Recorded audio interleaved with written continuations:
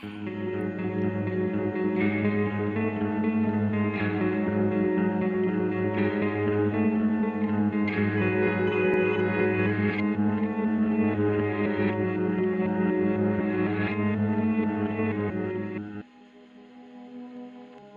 guys, welcome back to Spooky Tuesday, a weekly podcast where we're breaking down all of our favorite slashers, thrillers, monster movies, and black comedies on the new scariest day of the week. I'm Cindy Thompson.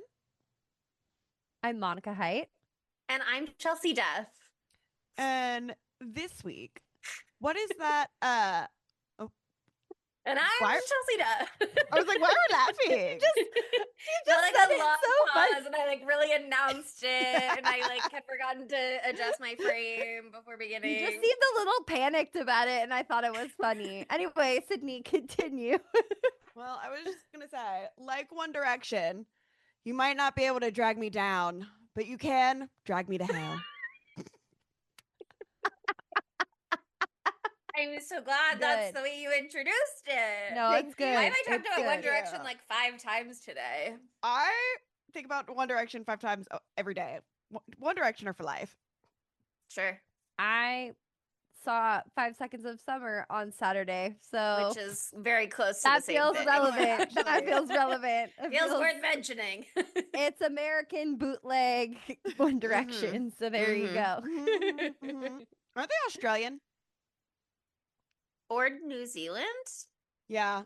One of them's from the US, I thought. I met them. I should know. I literally talked to them for a whole day, and I don't remember what their voices sound like. I used to be like very knowledgeable about them for work They're purposes. an Australian. Oh no, yeah, they're Australian. Band. I'm so sorry. Born They're in just Sydney. I'm so sorry. I forgot that they're spicy white. They're not just.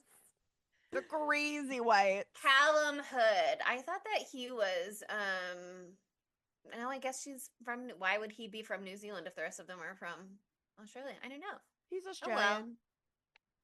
He's Australian, and he was wearing the biggest pants I'd ever seen at the show on Saturday. And I was excited by how big his pants were. But anyway, we're not here to talk about Callum Hood's big pants. We're here to talk about Drag Me to Hell. Drag Me to Hell. Let me just say, I'm so glad we're finally doing this movie. And I cannot wait / don't want to know what Chelsea thinks about it, because I was watching it and I was like, is Chelsea gonna hate this so much? Yeah, Monica side texted me and was like, do you think Chelsea's gonna hate this? I don't know if she's gonna hate this or not. I was like, we'll see, Queen.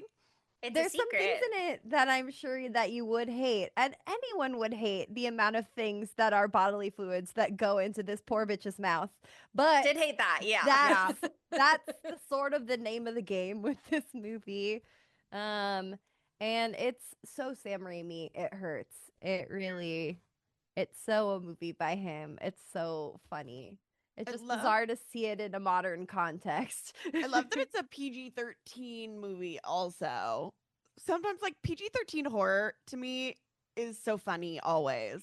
It's like so interesting because they have to be scary in a different way than just gratuitous gore and violence. And some of it is incredibly effective. Like the fly on the face while she's sleeping is like, obviously that is not anything that's gonna get an R rating, but also it is possibly one of the most disturbing sequences in many ways because it feels so real adjacent. And they just do so many weird, gross fuck shit in different ways. You know what I mean? You can shove so many things in her mouth and down her throat as long as it's not like a knife. So true. No, actually, it's got to be a handkerchief. Can't be blood. If it's can't be a knife. Anything else, fair game. Can be embalming fluid. Bugs. It can be. Is that how it works? You just turn them over and it all floods out? I don't. No, think that so. is not how it works. That is not how it works. This is a movie, Chelsea. It's they not would real, not put Chelsea. something in the movie that didn't reflect real life, Monica. This is a 100% accurate, true to life story.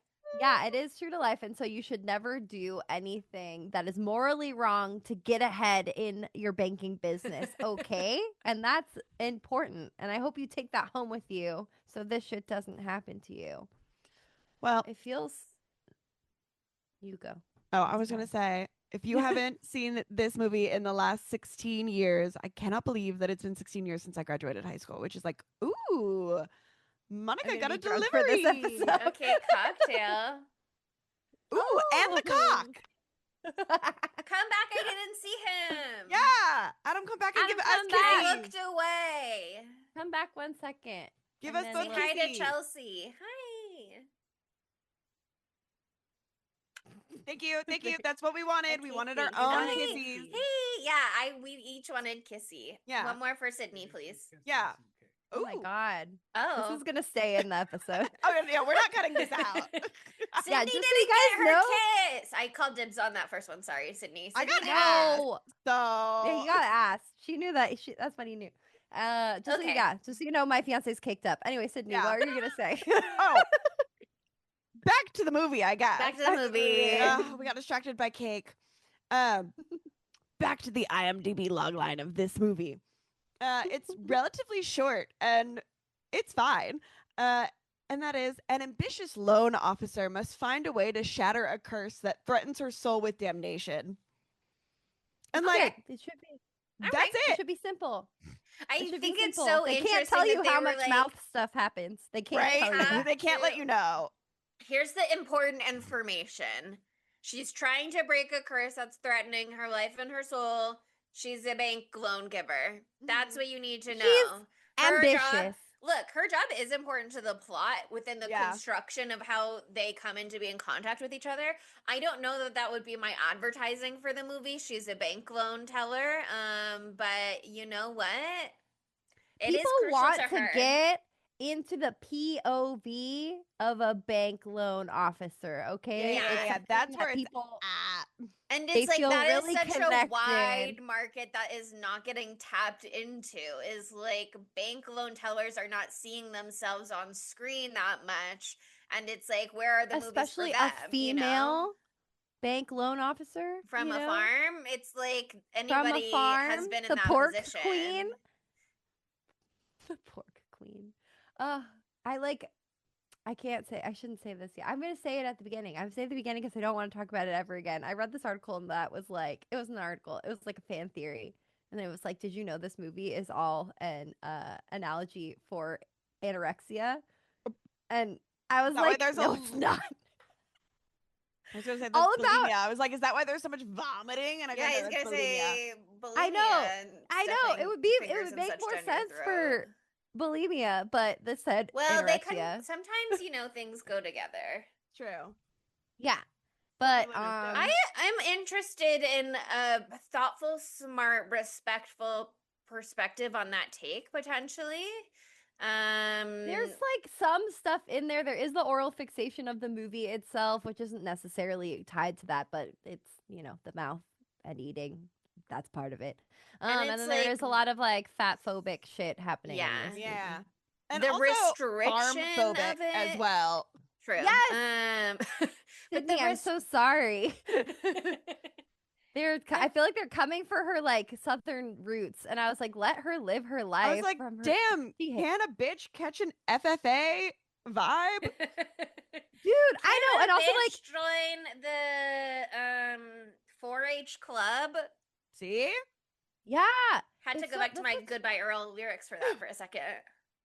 I didn't know what that meant, and now I know that's related. To Now you have the farms. context of what it could mean. Yeah, at now I least. Yeah. understand. Thank you, Drag Me to Hell, for explaining that to me. No, but the movie literally starts with Christine. That's her name, right? Yeah. Yep, Christine Brown, driving in her car through beautiful downtown Los Angeles. Yeah. I know where every part of this movie was filmed. That's not true, but I know where her house is, and I've had picnics at the park in front of it so many times. Is it in Echo I'm Park? No, yeah, it's in Echo Park, but sorry, the park that is right in front of her house is called Everett Park. And it's like this street that is like almost like you're going straight up into Yeah, the sky. yeah, It's like yeah. incredibly steep. We ate there. We ate Courage Yes. Bagels there, Chelsea, or not Chelsea, Sydney. Sorry, Yes, Yeah, Chelsea. You and I will be You eating just- Courage Bagels there. Every soon. time Yeah, I we was think gonna Courage say, Bagels, we think I Chelsea. should be. Although I haven't been as much lately because I never want to wait in line. Well, we'll go when Yeah, I'm back. fair. Yeah, and we'll go to Everett Park. and They it'll be mentioned beautiful. it In the studio, Courage Bagels mentioned in the studio, which I recommended to both of you as a TV show to watch, and I recommend again. Ooh, okay. And to the listener, if you're ever in LA, go to Courage Courage Bagels. Bagel. You'll wait in line for 30-minute, worth it. 30-minute fucking good. minimum if Yeah, you're go lucky. early. Yeah. Going on Thursday. Yeah. Anyway, like she literally hates her like roots so much in this movie. It's such an interesting part because it's sprinkled throughout this like way that she's trying to like completely leave behind her old life and like embody this new life in LA. Like it starts off with her in the car and she's literally taking like an elocution class in her car over the radio to get rid of her accent. Mm-hmm. Mm-hmm. And That's I sad. relate to that as somebody I whose love your father accent. forced them into Speech therapy. ESL in kindergarten through second grade. ESL. That's what I is was so crazy living about in it. we moved to It was Ohio. like she was speaking a second language. We moved to Ohio, and my parents both have like Alabama accents, even though I was born in Florida. But who do you hear when you are a small baby most of the time? Yeah. And even now, like when my accent comes out, I sound exactly like my mother, who has like, y'all have been to Newside, Alabama, so you understand kind of where it gets. I know. And I remember going into like kindergarten and they were like, we love her. She talks all the time. We have no idea what she's saying. And my dad, She seems really sweet. I bet it's something nice, but we just don't know for we sure. just have no Literally, idea. And my little dad, did they know you were saying fucked up shit. probably. Little did they know you were telling the plot of Halloween 1976 or Probably. whenever that movie came out. Was that But right? 1978. Oh, close. But like my dad, who was on air, you know what I mean? He tried to get jobs outside of, the Southeast, and they were like, you've got an accent, bro. We can't put you on in Colorado. And then we moved to Ohio, and they're like, what is your daughter saying? And he panicked and put me in English as a second language courses. And then when we moved to Georgia, it came back as like a very soft Georgia thing. And then when I moved to Chicago senior year of high school, I got bullied again for having an accent. And so then it went away. And then I moved to LA. It got scared. It got so scared. And it like every once in a while a word would get there. And now that I've been in Alabama for almost 5 years, my God, I love it. it's like when I'm not on the podcast and I am just talking in my like normal everyday life, it is tragically bad. Again, it's thick. I think it's tragically good and I love it a lot. And I think it's great. But I come on the podcast and I put on my Her radio voice. People are gonna hear me voice. I can't. Can get flashbacks to kindergarten in Ohio. PTSD, You have baby. so much in common with Christine. You better do. not become a loan officer. And Nobody should. I should never be allowed. I'd be like, you can have all the money you want. Go shopping, girl. I think you should be a loan officer then, but I do think you'd be fired after not very long. Definitely be fired. But for the people you could help in that time. Don't let your ambition lead you to wrong a Roma woman, okay? Just be careful. Your life is already too close to this story. It's just outrageous. I know. There's a lot of fucking rage bait in this movie too. Like Stu should have been shot dead. I don't know. I did really want her to give him the curse, and like I get that when he cried, he seemed very pathetic. But the whole that wouldn't have stopped I me. was like, he deserves to die. He well, that's strong, but so if somebody has to die in the film, it should have been Stu. He was being such a bitch. He was being so sexist. The fucking gaslighting shit he did with the spicy mustard and then switching it to the no mayo thing. Oh my God. I was fucking irate. I was crazy. I was going crazy. And I couldn't even say anything because I was watching this while I was on set today. And so I was watching it silently. That's the thing too. Oh, sorry. You go ahead. No, I was just saying I was fuming. Yeah, that's the thing about that moment is like It really could be that he is like the kind of person who's like, but I didn't want mayonnaise and the universe should bend to my whims, so she should have known that. And I just assumed that she would know that even if I didn't say it. But also, given his scheme with taking the folder from her desk, I don't think it's above him to be like, I'm gonna tell her that I want spicy mustard. And then when she comes back, I'm gonna say that what I really wanted was no mayonnaise. And all my boss, Jim Jenkins, or whatever his name is going to hear was something about a condiment. And then I'm going to go, you got my order wrong and you didn't hear my order. And he's going to go, oh, he did say something about a condiment. And then I'm going to go, you know what? It's okay. And he's going to see No, that I it's so keep my cool manipulative. under pressure. And he's going to know that I know how to manage employees. And then he's going to give me the assistant manager job because It's he sees literally all that. how well I can assign tasks Yep. and also handle fuck ups. That is literally what he's doing. It's all his master plan. He's masterminding this fucking gatekeep, gaslight, but he cannot be a girl boss because he's Nope. not a woman. He's trying to be the girl boss, but he's not good enough at it. He can't do Girl it. assistant Fuck boss, him. he wishes. But it's also so rare because we have Stu, who's the worst person in the entire world. And then we also have Clay Dalton, who might be the best horror movie boyfriend I've seen in a very, very, very long time. Could he be better? Of course, every man could be better. Never There's stop always room for striving improvement to do for men. more. Exactly.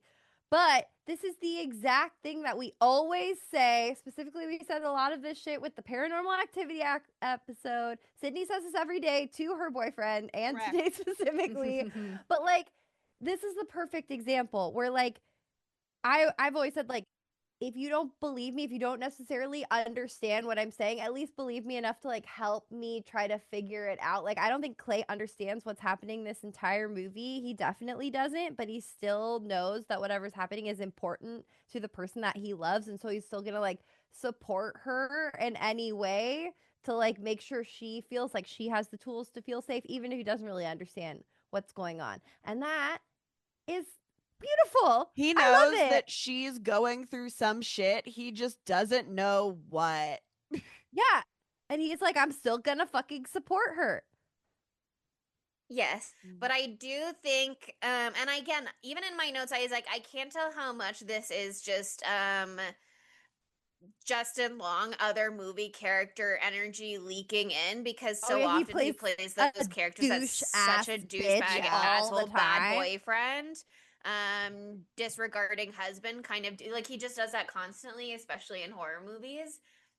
But I don't want to let him off the hook. Again, it's one of those situations where it's like he didn't really know what the deal was. But I don't want to let him off the hook for how he gaslights her and then brings in a doctor to medically gaslight her after the incident in the kitchen where her face gets busted, because it does come from like a place of caring where he's like, who hit you in the face, like what is going on, or whenever that moment is. But he's like a psychology professor and he does have someone come over to be like, you were just experiencing panic and paranoia after being attacked. And she's like, oh, now I understand. I was just experiencing panic and paranoia after, like, again, that's like first night. It's first night, but also she literally said no one was there. And yeah. so he still just brought a doctor. So I don't think that he brought a doctor that's like it's necessarily is like specifically there to gaslight her. I think I he don't like think brought he his brought doctor someone friend in to over to gaslight her. check her out. Yeah, I just Well, think if they she's did saying- gaslight her. I get it. I feel you, but also like she literally said Yeah, there was actually no one no one here. was there. No one was here. So, Yeah. you know, I don't know. What is like and she just had a traumatic event. So, I don't know. I understand what you're saying. It's close to other stories where they're like, you're just a crazy woman, but it's not. Yeah. There's not saying that. They're like, you just experienced a literal horrible trauma where you almost died. And now something is happening again, but I don't know. I It's think a he's hard doing his situation. best to be supportive, generally speaking, and take care of everything. I just think to some degree, inherently, because of his own background and his own interests, he's kind of a dick sometimes. Like Oh when yeah, they go to totally. see Ram Jaws and he's like, if anybody saw me in here, I could never teach again. They'd think I was such No. a hypocrite. Like, calm down. It's not that big of a Like, deal. whoa. Okay, but that is also another reason why I like him so much is that like it goes against his beliefs, but he's Yeah. still going through with it and still supporting her and still paying for it And and all again, this stuff 2 because days it's what later. she wants to do. So Yeah. I don't think that you need to like change your entire viewpoint in 5 seconds when something like this happens. It's a lot to come around to that curses and the Yeah. devil and goat demons are real. I'm already there, but the average Joe Blow might not be. We already Anyway, know about Yeah. But no, we I already know about agree. this. It's not about your perspective needing to change. It's about you going, my perspective doesn't rule the universe and isn't shared universally by the people around me. Yeah, that's what I appreciated, that he like so obviously like didn't totally get it, but he was still like, I'm here and I'm supporting you. Yeah. And And $10,000 even for him, his family clearly is fucking loaded. So it's not like loaded. crazy money to him, but it's still a significant amount of money regardless. Yeah, Yeah. yeah. And I don't know like how well, no, they've been together a year. Never mind. They've been together a year. He should pay her $10,000. Yeah. You should get $10,000 for every year that you've been together for fun. So Monica, you should be like raking it You in should be right like now. really rich. Tell over Adam to come there. back in. So 11 years later. But anyway, I mean, I tried to do a little research on this. I just want to get this out of the way early too. I don't think it's a great depiction of the Roma people. Let's just say it. Let's just say no. Yeah. Gypsy's a bad word now. It is Yeah. a bad word now. Unless It's we're a talking slur, about our but- queen, Gypsy Rose Blanchard. Well, that's her Exactly. name. Exactly. That's her name.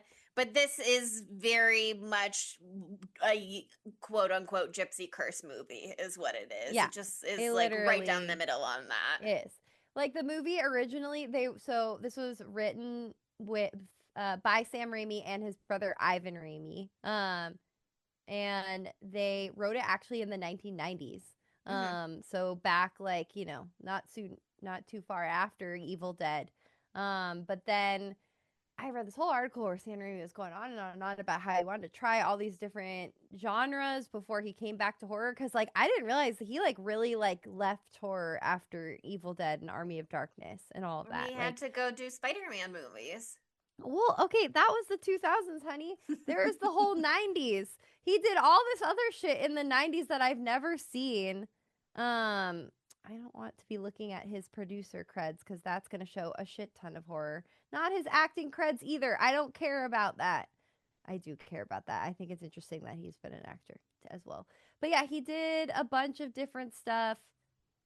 He did Darkman, which is also another like superhero-esque movie. So that makes sense why I didn't know that about him until today. I was talking about him at work. And so that makes sense more why he got hired to do Spider-Man, because I was like, fucking why? Like where would they go from Evil Dead to that? Well, there's a whole decade in between.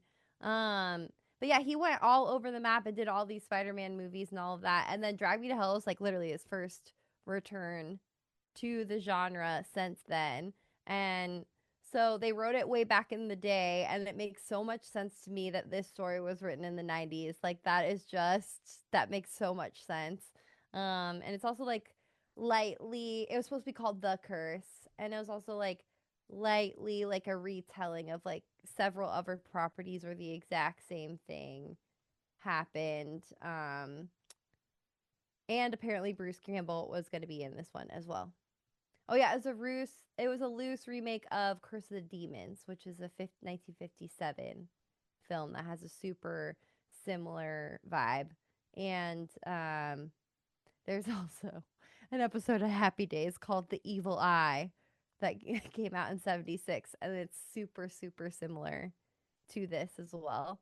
So it's not that original of an idea, but I'm sure that the Happy Days episode didn't have nearly as much mouth stuff.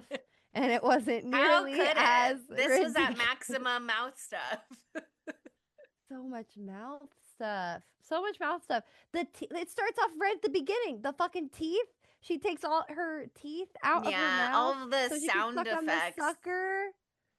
The sound Oh. effects. So they really were trying to make her maximum gross just to be like, and by the way, I mean, she is, you know, 1 day away from dying. So maybe that's just what it's like. But they really do go, we need her at maximum gross so that Christine feels comparatively less bad because it's like, I need to distance myself. I feel like probably she wasn't gonna die the next day, but then she like got blunt force head trauma in the car crash, and that's probably seems so invincible in all of that I know. stuff. Though. Well, she was fueled by spite and hate and That's the true. curse of Lamia. So, you know, spite and hate will keep you alive for a long time. That's true. You know we did this movie before the Evil Dead, the 2013 Yeah. one. So the director of that movie, Fede Alvarez. Fede Alvarez. Yeah. Yeah. Apparently he tweeted that movie and this movie take place in the same universe at some point. Good. Okay. And like apparently I believe it. He It's never true. said exactly how, but he said like there's a scene in this that hints at it. And the only thing that I could think of is like Justin Long's character is like, well, we have that cabin in the woods. Yeah, I saw on IMDb trivia. It was like, that's a nod to the cabin from Evil Dead 1981 and Evil Dead 2. So, like, all right, it's a cabin in the It's woods. in and Santa this Barbara. is a Sam Raimi movie. So you go 1, 2, there you go. And of course he put his yellow car in it. Of course he has to. Are you telling Contractually me speaking. that Evil Dead took place in a cabin in the mountains of Santa Barbara? Yeah, where Yes, else would the Deadites yeah, obviously be? Also, I think it's later on in the movie. UCSB students.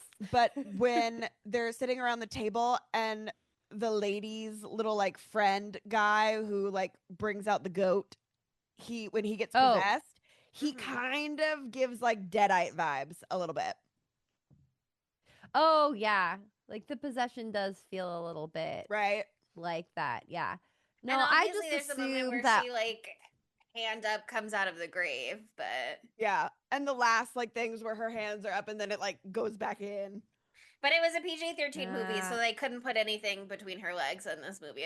Everything had to go down her throat instead. Yep. That's the only hole they could get to. Too bad. That's the only hole that who's in charge of the governing body of that? Because my brain wants to say AARP, but I think that's something to do with old people in retirement. The FCC. It's not that. FCC won't let me be me on MTV. Oh my God, is Eminem here with us tonight? Wow. Stop. That was just me. Could you? Oh my God, I couldn't tell. I guess. Wow. Who's in charge of movie ratings? The other thing I want to say, the motion. MPA. I was close. Anyway, I went to an event on Thursday and Eminem was invited, but he didn't go. But I did see will.i.am, and that's better. That's better. I freaked out. Anyway. And I loved my humps. That was beautiful work. I was a big Black Eyed Peas fan back in the day. I think will.i.am could rap Superman, could have come up with Superman, but I don't think Eminem could have come up with My Humps. No. Or first what of all, is their needs a female song? Perspective. Although I will say Eminem probably could have come up with their hit song. Let's get the party. Let's get retarded. Yeah. No. That seems like that's how he would have vibes, phrased it, actually. for sure. Yeah, he would never have had a clean version, only the original offensive version.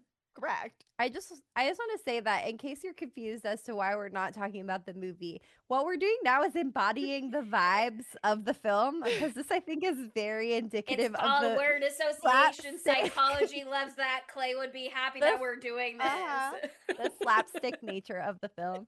Because this movie is so fucking unserious. It's so unserious. And thank God. If it wasn't making me laugh so much, I would have died from all of the fluids. It's so many fluids. And oh my God, there's so many funny bits. How much hair does Christine have and Get how much does yanked. she lose? Mrs. Ganush, or Gana, I don't know. Can't keep track of how her last name is pronounced because I feel like Christine says it a little differently than Sylvia said it in the beginning of the movie. She was like, "I'm Sylvia Ganush," and then she kept being like, "Mrs. Ganush" or whatever. Whatever. Anyway, Classic. Sylvia, I think she's an older sister, and that's where all of the hair pulling comes from. Yeah, that would track. Yeah. She seems to have a big family. I just think it makes sense. It's just there's so many things going on. I don't love the showdown in the bank at the very beginning. That makes me want to kill myself. It was so stressful. It was horrible. I hate to see a woman go through what Mrs. Ganesh went through. It was horrible and terrible. And it's so important to remember that we're all humans at the end of the day, and it's not about the bank making money. Guess what, honey? Guess what, honey? The bank's never gonna care about you. The bank is never gonna take care of you. Okay? The bank is the bank, and the bank is bad. Do You you need to care think about these poor people. That's the moral of the story. that when Sam Raimi wrote this in the 90s and then completely forgot about it, and then in 2008 when he probably did that, I he was know. like, I "Let's was bring just this thinking about back," that. and then there's a Yeah. housing crisis. Do you think he he was like, "This is happening right now. I've got the perfect movie for right now." Maybe that's why this was so popular because this did fucking numbers. This did real fucking well. People were like, yeah, I love to see a bank teller, or not a bank teller, a loan officer get fucked. Like, it's really too bad. I also was reading some things on Reddit and people were like, Drag Me to Hell is the most depressing movie I've ever seen. And I was The like, most depressing. take a deep I breath saw that and laugh. also. You just gotta laugh. It is sad that you can't, we make one mistake and then it's all over for you. But sometimes the mistake you made is to aroma woman with deep powers. And you should have thought about that. Okay, but also, if she has the power to curse all of this, like, why is she even dealing with the bank in the first place? Well, Well, I stealing don't know. souls or damning souls, it's not going to get you material possessions. You know She what I could mean? Lamia have can't done a make money money. jar. I don't Maybe know. she I don't only can pretend do to soul know the ways. curses. I mean, She's got her granddaughter can see things because she does that whole thing You were about fat. Christine. Yeah, I can tell you were fat. Which is God, just like, woof. we But love 2009. I think 2009 was a great time to be alive. That's the kidding. thing too. You like look back at it sometimes and you're just like, wow, we really had no chance as teens. Like the body positivity movement, I remember them trying to be like, Hillary Duff is so fat. And you were just yeah. like, what? Hilary Duff, the hottest, coolest girl in school. What are you talking about? Like, Hillary it's Duff was maybe insane. a size 6. Yeah, I was That's gonna why say it is Jessica so. Simpson was like a size 6 when she wore those high waisted pants, but nobody had ever seen high waisted pants since the 70s, so they freaked out. And it was an unflattering angle that they caught her in, actually. It's like, do you remember when there were those pictures of Tyra in the bathing suit and Yes. everybody had a freak out And she and was then like a she size wore the 8. same bathing suit and came out on her show or whatever and was like, that was 3 weeks ago. Here I am in the same bathing suit. Have you considered that sometimes pictures look bad? And here's another paparazzi picture from like the same day. I don't know. I mean, not to be a Tyra Banks defender because she has her own issues. so wild. But yeah, I mean, just an example of We how all crazy watch everything was. America's Next Top Model. She did some fuck shit as well, It was but great television. that was my favorite show as a child. That's the thing. I mean, I'm a little bit worried about right now because I feel like we're just flipping back around. People are too Well, online. I've seen all these girls who look like skinny little minis to me, and they're like, yeah. I'm just so glad that I'm showing off what an average body looks like. And I'm like, okay, wow, okay, the definition of it has changed again in the last couple of years. I was like, oh my God, everybody's Ozempic pilled now. Yes. and buccal fat removal and Buccal fat removal is so weird. I think like you want fat in your face. Actually, It's that's what youthful. keeps you The looking goal. young. Yeah. Not that Yeah. looking young is the end all be all either, but No, Yeah. but still, like, let's all just exist in our bodies but like and when you lose just like move through this the world. stuff, you look ill. Like you look gaunt and sick. What are we doing? Are we? Is tuberculosis back in fat again?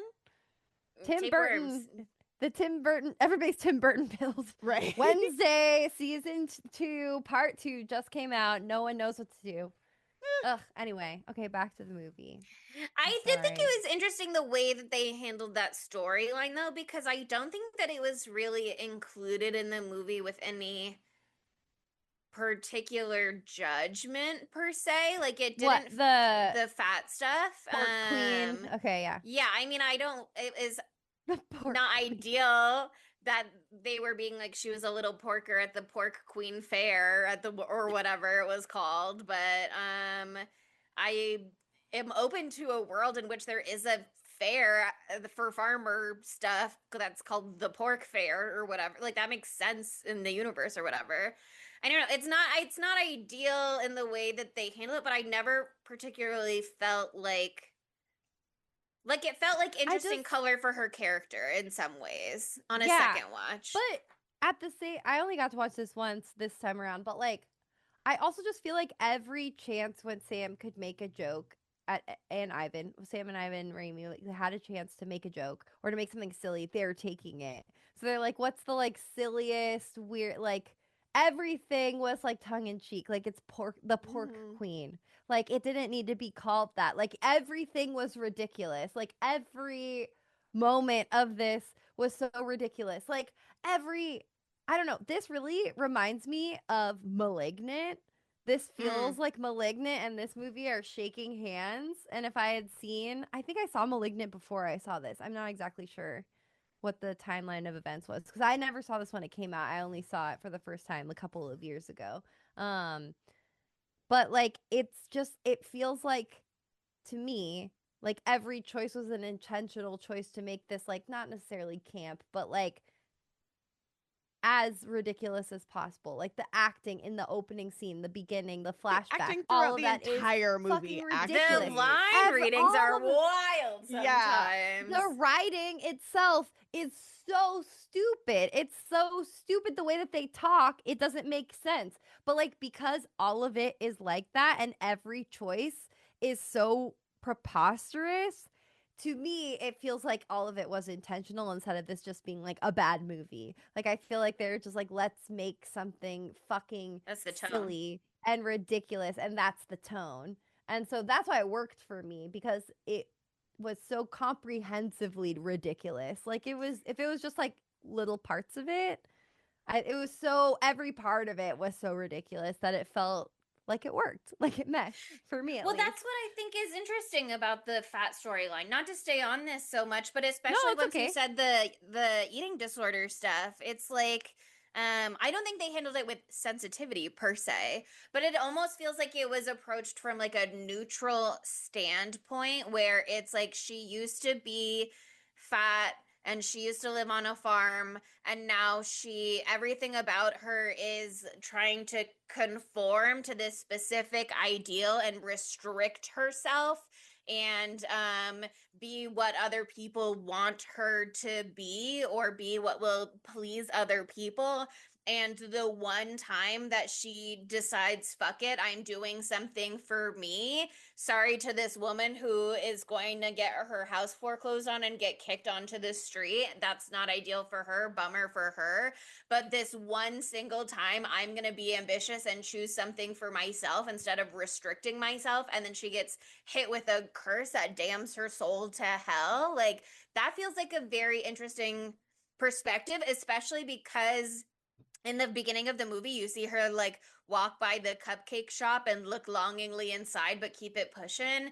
And then later in the movie, not only is there that scene where I know I missed it the first time too, but later in the movie, there's that scene where she's eating ice cream and he's like, "Aren't you lactose intolerant?" And she's like, "Yes, but my soul is cursed, so I'm gonna eat ice cream." And then later, when she's at the diner at the end waiting for Stu, it's like, yes, she has that exchange with the waitress at first where she's like, "You're just having coffee," and she's like, "Fuck you, yes, I'm just having coffee, leave me alone."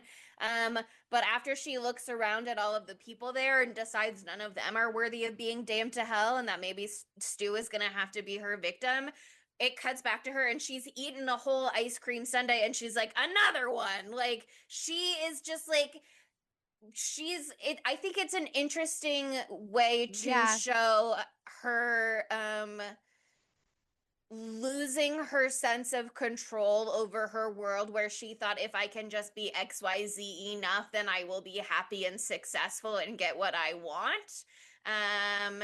And then it gets fucked up when she chooses something for herself selfishly. And then later on, it's just like, instead of restricting herself all of the time, it's like, I need something familiar, I need something comforting. I'm making my harvest cake, I'm eating the ice cream. I need to have one ice cream sundae and then another ice cream sundae back to back because I'm going through a lot right now. I feel like also though, if we're trying to like moralize the story and what it like is trying to say, which like I don't think like it's trying to say. Yeah. I think it's trying to say like, you know, like anytime you make a choice where you're fucking when you're damning someone else, because that's what it really is. She's damning Christine is damning Mrs. Ganoush by doing this to her. She's damning her Yeah. to destitution. She's putting her out on the streets. So, like, when you make a choice that will hurt someone for your personal gain, then you're damned yourself. But I also think that if we're really trying to moralize it, it could be her being damned for, like, trying to just completely reject, like, to delete who she is in her past and where she's come from and all of that, because like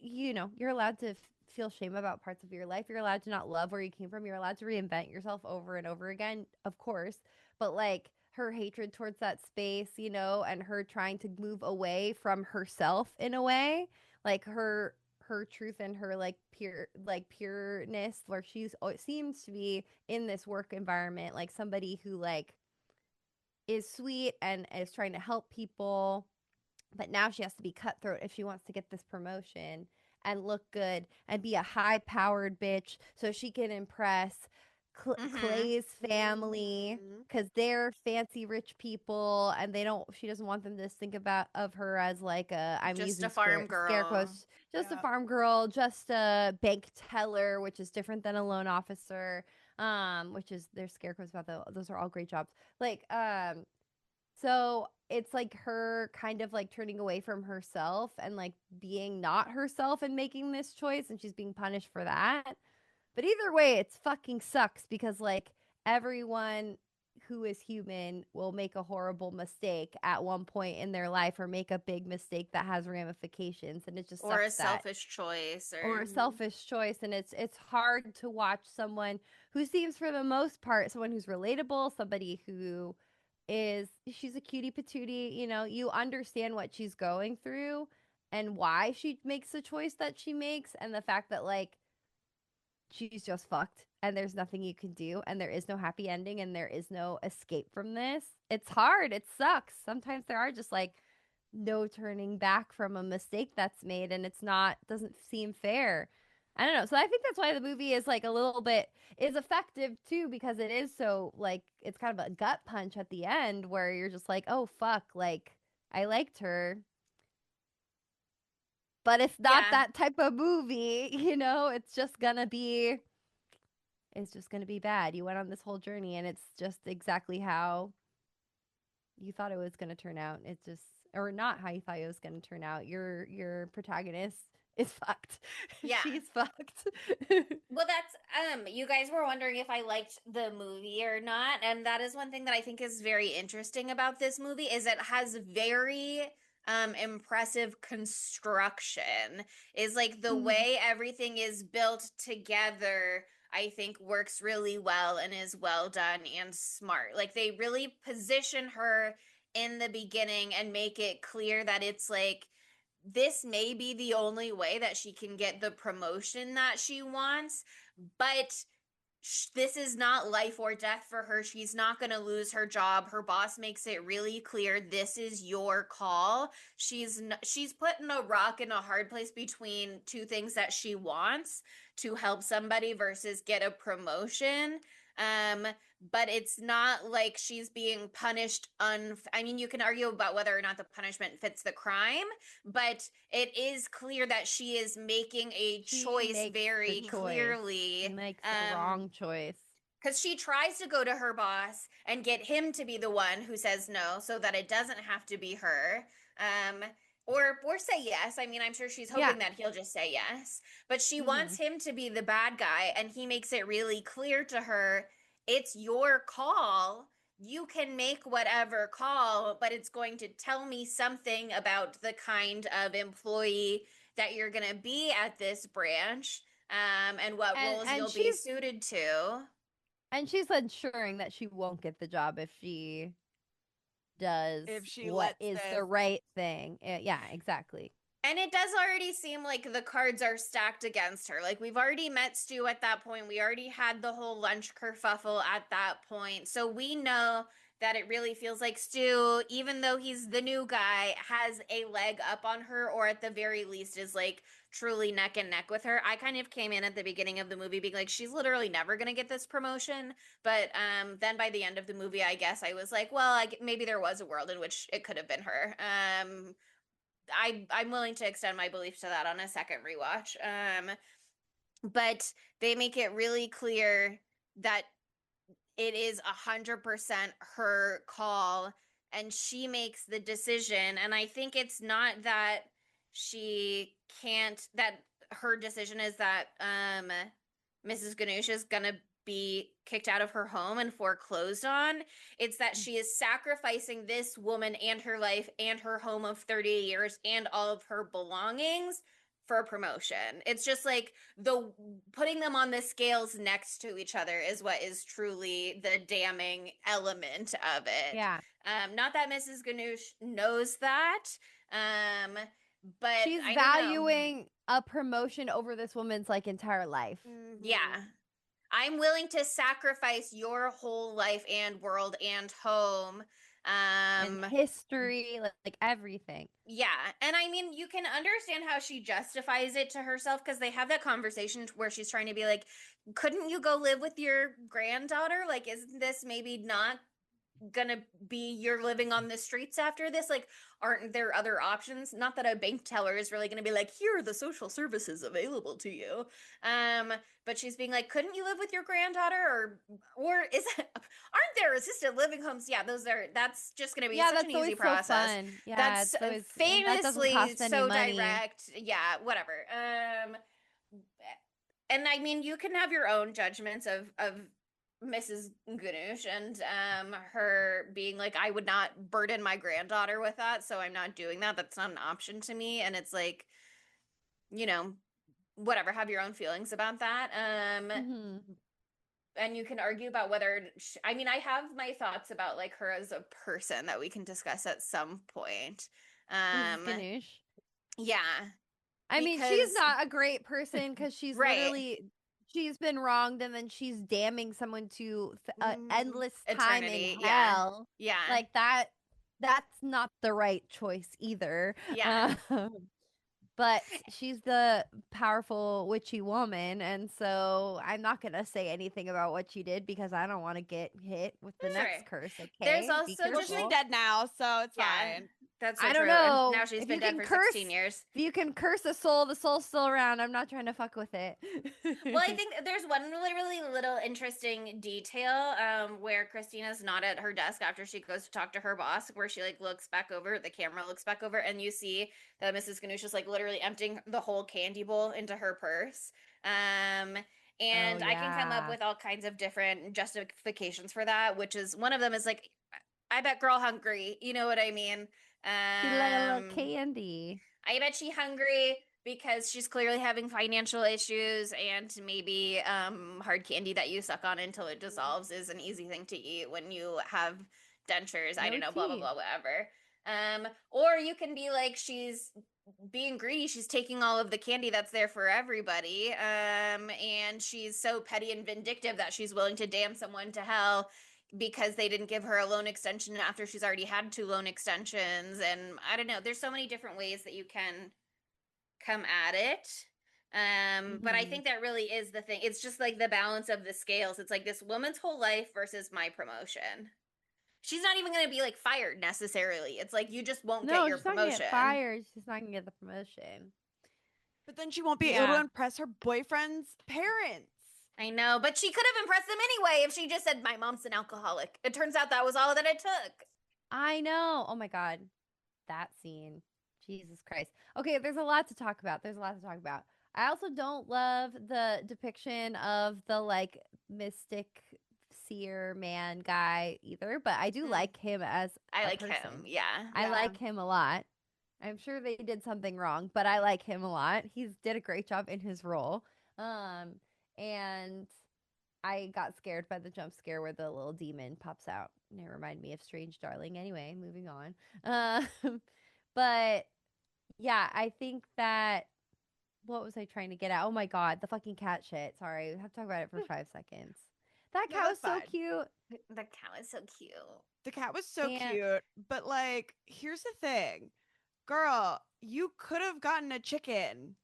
I know. I was like, she jumped to her own cat so fast. Like, and here's the thing too, in like spiritual practices or stuff like that, chickens like will like draw bad and negative energies out. Like chicken feet, like they're better for as it, like a protection amulet and all that kind of stuff. So like, yeah. I don't know. I don't do a lot of animal sacrifices, like, but I do only some. Well, since my family I just do a few. Well, my family does have a chicken farm, so we do collect dead chickens and whatnot, and I do collect the dead chicken's feet, and I have a lot in my freezer that I'm waiting until I have enough, and then I'm gonna make a chicken foot like mobile wind chime thing for my front porch. Because I figured also, like, not only will it like spiritually protect, but I'm like, I think people would think twice about breaking into my house again if I got a lot of chicken feet on my front porch. Put that shit up there, and then like the little motif, like the stick thing from Blair Witch, like hang one of them in front too. Nobody's gonna fuck with you. I'll find like a deer skull and hang on there some too. Make it like Ooh. a real creep. I do think that more is like an taxidermy in the front yard. It's an interesting entry point for her to be like, how could I do animal sacrifice? I'm a vegetarian, because I think it does kind of reframe the animal sacrifice in the sense that it's like, look, if you eat chicken tenders, animals are dying for you like all the time.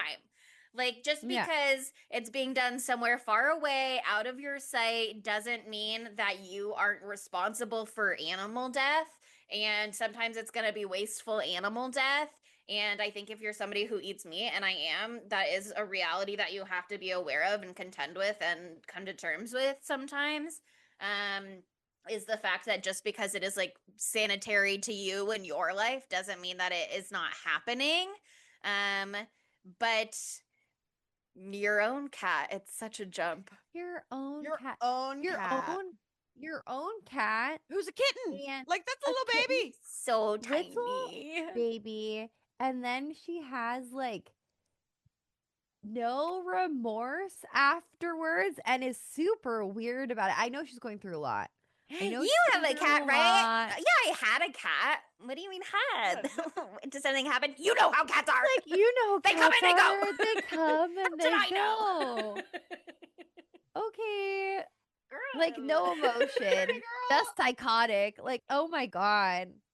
Oh, that like probably is one. I mean, I love all the spooky parts. I love all the scares. I love all the mouth stuff, even though I was like the whole time. Particularly just okay, let's talk about mouth parts really quickly, and then let's talk about the parent part. Mouth parts, I love most when in the first scary part where she like smashes her head, her teeth fly out, whatever, her dentures are out, and she like lands on Christine's face and her mouth, like When her she's gummy gumming mouth her just like gums chin. onto her chin. The audacity of Sam Raimi. I just like that. Way scarier than any gore in an R-rated movie. Way more Exactly. disturbing to look upon. It's like oh my god. Oh my god. That's just just is so horrific. Oh, and we got a coffin flop in this movie. We literally had a coffin flop in this movie. That's so special. I love that even after her death, that Mrs. Ganoush still wanted to gum that bitch's chin. That was her favorite snack. She loved all the suckers. Sorry, I've been listening to Surf and Bird a lot, so that's why that came out right now. Anyway, but yeah, no, that the formaldehyde coming out of her fucking mouth, like pouring into Christine's mouth, was just one of the most diabolical cinematic choices I've seen in quite some time. Just, it's relentless. It's really relentless. We're like, we can't show you a drop of blood. Actually, no, there was a geyser of blood that came out of her nose. Don't forget about that.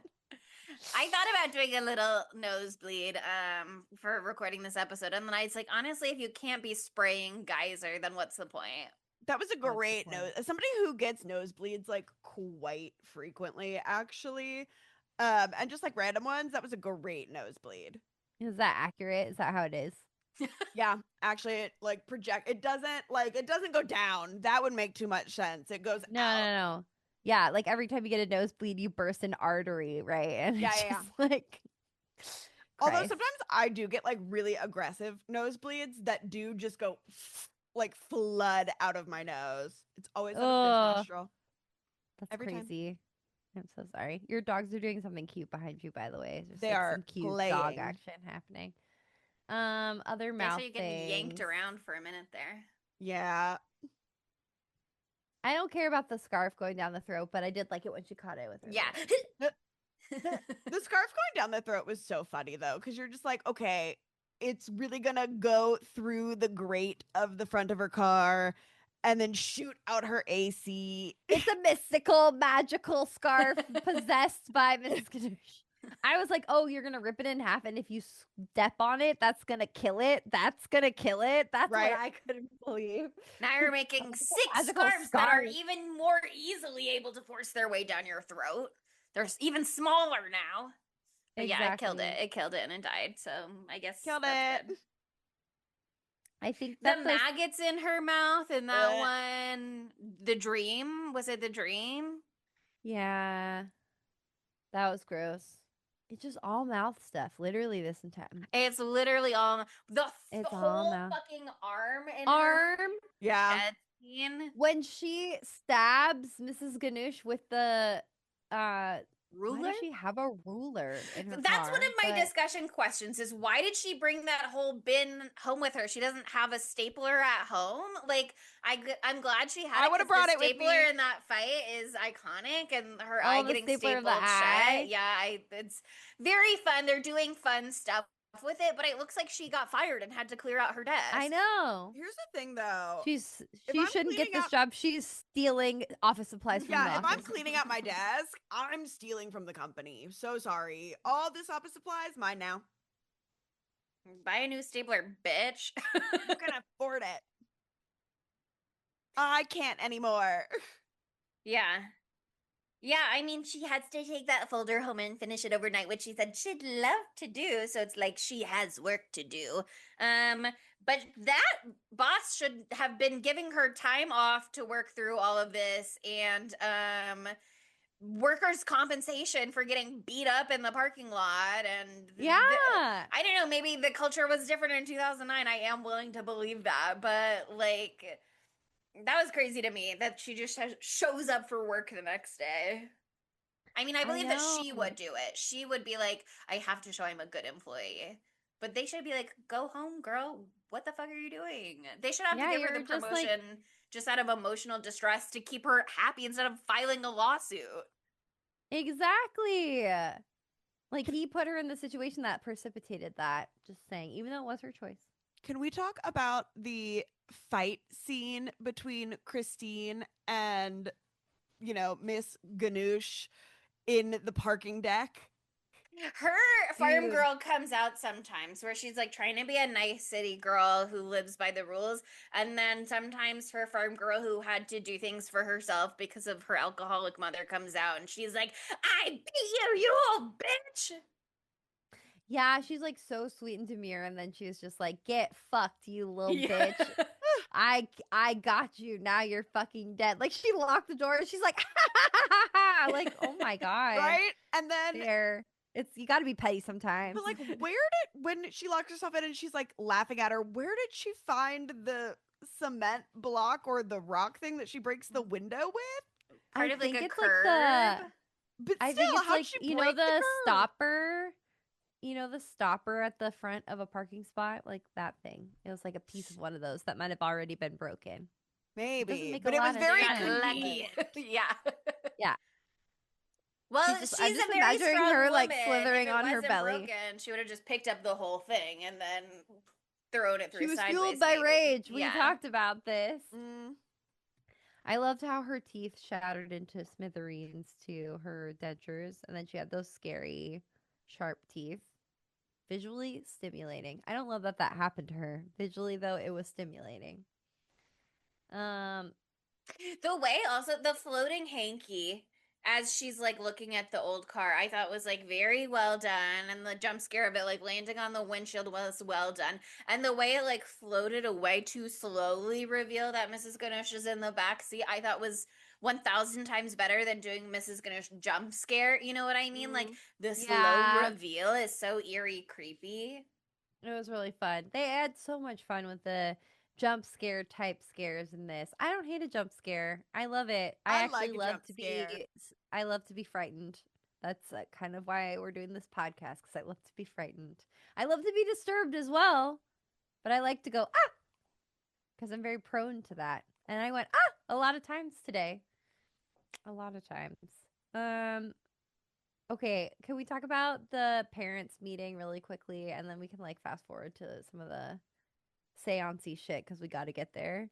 Yes. The parents the parents meeting was so uncomfortable, and I just think the horror of meeting mean parents is like a horror in and of itself. And so even then it was just very difficult because that lady was a bitch, and you already had heard the phone call where she was being ripped up by this mom who's never even met her because she's a prejudiced motherfucker. What's wrong with people who have been on a farm? What the fuck? Like, They're she's not gonna go resourceful. well with She could the milk a other cow, country maybe. club people. And okay, this is my theory on the parents a little bit. At first I was like, I wonder how they feel about him being a professor because that's not like a rich job like being a lawyer or a doctor. But then their cow was named Hecuba after like a Greek mythological character. And then so I was like, maybe one of them is an academic. And so like pursuing academia is like well regarded in their eyes, but you do still need to have, she kind of alludes to this on the phone. She doesn't say it outright, but she kind of alludes to the fact that he's going to need to have a good schmoozer on his side so that he can be successful in the world of academia. And essentially, she doesn't think that a farm girl is going to be able to schmooze well enough to get him where he needs to be in his career is what I think is happening. Is it's like Yeah. he needs a partner who's going to be able to do the like politics of it all, and she just doesn't think that this farm girl is going to have like the big city know-how to do that kind of stuff. She's not used to. I've been using this term a lot recently to describe my family, and it's nouveau redneck instead of nouveau riche. And I was like, she's working her way up to be nouveau redneck. She marries into him. She's got all the money. She's just going to be like, well, I'm just a farm girl who's trying to fake an accent. Nouveau redneck, baby. Embrace it. I need you to explain more what that means, maybe. Okay. So, like nouveau riche. Riche, yeah. So, nouveau redneck means like you are a redneck who just happens to have like a lot of money, but you are still a redneck. Okay. Okay. Like, so she is still the She's not a farm new girl. redneck. She's a newly rich redneck. Exactly. Okay. A wealthy redneck. Think of like the Beverly Hillbillies. I also That's just like nouveau don't redneck. yeah. Don't write off farm people in regards to politics because it's like they are gonna have like the same sort of PTA, student body president, throat slitting that happens anywhere else, I suspect. Yeah, if she's gonna be fighting out there to become the pork queen, you know she's going against some heavy hitters. So like, let's not counter out. Oh yeah. Exactly. Okay, I just want to go back to the Hecuba thing really quickly because I looked up who Hecuba was because I was like, that's a fucking weird name and it Yeah. must mean It something. must have been chosen deliberately. And she's beautiful in this painting, by the way. So there you go. Ooh. I Look think at that. But anyway, Hecuba was the queen of Troy and the wife of King Priam, and the mother of many children, including Hector and Paris. And after the fall of Troy, she was taken as a slave by Odysseus, but later sought revenge on the king of Thrace for murdering her son Polydorus. And so her story is one of profound loss and grief, and she is often, this is where it becomes relevant, she is often depicted as a symbol of the suffering of women and the fickleness of fortune. So I feel like that is super appropriate for this movie, because like there's so much overt sexism that Christine is facing at work with the stew situation, and then also the fickleness of fortune. Like things were starting to finally go her way, so it seemed, but then one wrong mistake ruined her entire life. Interesting. So I thought that was a fun choice. Cassandra is also Hecuba's daughter, and Cassandra is the prophetess, which just feels very relevant to this movie with all Yeah. of the sight and seeing and medium stuff that's going on, fortune telling, and I don't know. They do. This is just another side note, but they do some interesting stuff with like sight in this movie as well. It made me think of Oddity. The eye. Yeah, Yeah, the you eye. don't have traditional vision necessarily, but that doesn't mean you don't have the sight. And the cut from Mrs. Gunush with her false eye or fake eye, glass eye, and then the neon eye sign at Ram Jazz's, I just thought was visually well done. Yeah, totally. Well, I feel like that's a good way to pivot into talking about the seance section of this movie, which I feel like is one of my favorite parts. At first, it really like took me out of it because I was like, okay, now we're in this like grandiose house, like totally Gorgeous different house vibe, inside. gorgeous. I just want to That say that ballroom. the ballroom is gorgeous. And they did that part where they're like panning over all the like frescoes on the ceiling and it's different like paintings of different people or whatever. And then there's one that was like kind of blurry. And I thought for a second, remember that fresco in Italy where somebody tried to like restore it and they did like Yeah. a horrible job that looked like a blob drawing? Poor I thought one of Jesus. those was literally that. And I was cracking up, but I was totally wrong. It just was a blurry picture. But anyway, made me do a little lull, so I hope it does for you too. But I love our beautiful seance lady. What's her name? Sean Sandina. Yeah. Sean Sandina. First of all, I love her name. Second of all, I Amazing. love her. Third of all, the girl who plays young Sean Sandina's real name is Flor de Maria Chahua, and I think it's one of the most beautiful names I've ever heard. That's a And she's great also name. very beautiful. Anyway, just thought I should say that. But yeah, Sean Sandina is so gorgeous. I love the little like sad, like sidebar, like axe to grind that she has, where like she came up against this beast before, and like a young innocent child was lost. That scene at the beginning is very The framing gutting. of it is so interesting because like it seems kind of disconnected in the beginning of the movie before they circle back to her later, but like now within her storyline it's very interesting. It's like this thing that's been plaguing me for 40 years, I finally get my her house literally fell into disrepair over these 40 years, presumably because she's so emotionally distraught over not being able to save this young boy. But it gives the audience so much information to open with that scene too. It's like 3 days and then you're fucked. Here's what it looks like when the Lamia takes you to hell. And then the credits, which are gorgeous. And again, you're getting So more information in good. there because that gives you the drawing of like First day it's one, day the two, day wind, 3. then it's the vision of him, and then it's like how the spirit grows stronger as the curse progresses.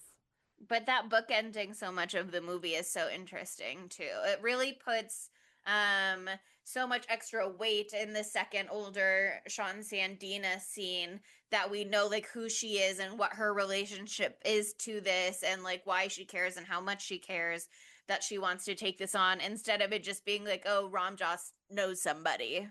But Yeah. it's gonna take $10,000 because otherwise it seems like so much more of a scam. You know what I mean? Like I trust him with my life, obviously. But $10,000 is a lot of money. It's steep. It's steep.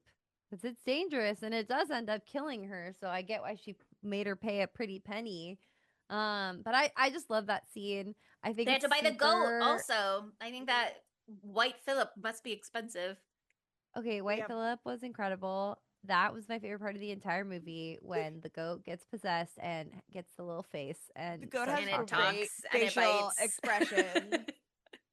That was the funniest thing I've ever seen. It's just so ridiculous. It's just like if you didn't know everything was a joke before, like you got to know now. Like come on. Like also like when all the spirits come and the spirits are like so like it's not like they're poorly done. Like they look spooky or whatever, but it's just so haunted mansion to me. They're like, "Oh, ooh, I'm a ghost." I don't know. It was so funny. And apparently one of those When is all Sam the Raimi. unsettled spirits come in from all sides of the Yeah. ballroom. One of those is Sam, right? Oh, I don't know. I think I read that. I will look There it was a back lot of up and IMDb trivia for this movie. I didn't get that far. this was in a Screen Rant article, so it won't take me very long to figure it out. Just I will do that in the background. But I also just want to say that the guy with the little mustache, I thought he was Milos? hot. And Ugh. I have some gay thoughts about him that I'll share later. Milos. Okay. Okay. I love that Milos and Ram Joss also are both fluent in Spanish. I thought that that was great. I wonder why. We'll talk about it later. Their close work with Sean Sandina. Yeah, that's probably part of it.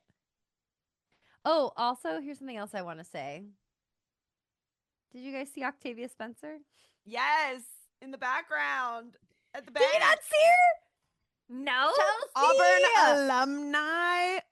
Octavia Spencer, War Damn Eagle babes. Yeah. Was she one Octavia of the Spencer ghosts? is an extra. No, in the office scene when her nose squirts blood all over. Is it that or when they are pulling the Mrs. Ganoush out? It's one of them. It's like One it's of in those the bank scenes. I'm in gonna the look. bank, and they show the background, and it is. I know it's Octavia Spencer, but I like I saw it and I was like, I don't remember her being in the rest of this movie. Like, I don't remember another office person being important enough to be Octavia Spencer. This is 2009. She was important already then.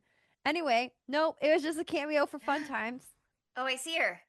Yeah, it's just a Yeah, cameo it's for in the fun it's in times. the beginning. Oh, it's In when the Mrs. first Ganoush is scene. being escorted out. Yeah. Yeah. I'll take a Oh yeah, screenshot for you guys. Sam Raimi is a spirit during the climactic seance. Quote Screen Rant. Yeah, so I don't know which one he is, but he's in there somewhere. I just love how stupid the seance is. It's just ridiculous. And I do feel bad that our girl Sean had to die, but I also feel really bad that Christine really thought she was chill and everything was okay. She's like, "Oh my god, we did it! Yes, team, high five, woohoo!" And It's her then, farm girl optimism. yeah, then Ram Joss is like, Girl, no. Like that No. just showed you that like we didn't win because they fucking killed the most She powerful died, bitch girl. we know. She died It's because she so lost. beautiful that she had this goal for 40 years, but she finally achieved it before she died. At least she did the one thing that she wanted to do. No, girl. No, No, girl, girl. she just It killed her. died. Okay, back to Octavia Spencer just for a second. It's so funny because it's like here is Christine and she's talking to her boss and they're like watching Mrs. Ganoush be like pulled out of the bank by the security officers, and then literally Octavia Spencer and one other woman like just like walk into frame to go, whoa, like that's so funny. That's hilarious. I love It's so that. funny. Sam Raimi is a funny guy. He's such a funny guy. Um, but I really like the like final act of this movie because it brings up the morality of shit again because now she's found finally a way out, and the only way to do it is to sin again, is to do the same thing that she did in the beginning where she chose her life over Mrs. Ganoush's life. She chose like Mhm. her gain over the livelihood of another. She has to make that same choice again. Um and I do think they set up the like fake out of this so well, like doing the coin, like the fact that Clay is a fucking nerd with a coin collection thing. The way you like Um, literally see him in the beginning, like peel the thing off the envelope and like t- seal it away nicely in the envelope for later. yeah, I didn't even like catch that then because I didn't think about it being important. But yeah, no. And they're the exact same size. Bitch, check. I don't know. Bitch, check. Bitch, where? Your life's Take it on out the of the line. envelope, maybe. I mean, it's good to have it in Get the envelope another during envelope. transport, but I don't know. I guess like why would you think, oh, there's another envelope with a similarly sized round object? Even if you saw it, like of course that's not going to be top of I mind. know. And if you have the button loose, it does feel like you're more likely to I lose can't it. really But blame her, yeah, but it's like, very well set up, especially with the scare of like the seeing Mrs. Ganoush in the middle of the road, but then it's that other guy, but he's also saying, "You'll burn in hell, you'll burn in and saying hell, that bitch, you'll she burn in will hell, burn in bitch." hell. Yeah. Yeah. Yeah, no, that's so funny. And then at least, like, Your I turn's loved, coming, he says. You will burn in hell. yeah, I love her, like, perseverating and trying to figure out who she's going to do it to. And all of that is so fun. And, like, that random couple where they're like, Oh, the old I love you so much. No, not that one. The one where the the young girl is couple. cheating. She's literally cheating on Yeah. her partner with the guy that Well, she's at the diner with. my theory was that that's her professor and she's going to tell her dad and be like, once he sees how much I care about you, then he'll understand, is what she's. Oh, That's my perspective. But maybe that's colored by the fact that Justin Long is playing a professor. True. I thought that, yeah, I was thinking that like he'd be like, oh, he can't be mad that I left him because I love this other guy so much, which doesn't make any sense necessarily. But anyway, I loved all of that, and I mean, who can't love the grave scene? It's so preposterous and ridiculous. It's so funny. Her acting when she's like holding up the alleged button. Allegedly. That pisses me off. That part of the movie just like pisses me off so bad. What? She didn't even look at the button. She didn't even like peep in to make sure it was the button. You'd think that that would be a good dramatic spot to rip open the envelope, take out the Yeah. button, shove it down her throat. Obviously that would ruin the very fun reveal of the ending. It would just be a different tone of the ending, which and it is so fun just to see her for 1 second think that she's getting everything she wants. She successfully denied herself a cookie walking through the train station. She does convince that woman to sell her the coat even though they're not open yet. We know she's about to get proposed to in a beautiful cabin with deadites in Santa Barbara. Uh-huh. And she got the Everybody's dream. voicemail that she's getting the job because Stu tried to It's all flip it 'cause on of her and then roses. got caught in his own lies because he sucks and is an idiot. And so it's like she's so close to getting everything just to have it ripped away at the last minute when he's like, oh, by the way, you took my coin. I saved this button for you for your coat so you could get it fixed. Even though he knows that she took the button. He heard at Ram Joss's place that the button got stolen by the old woman.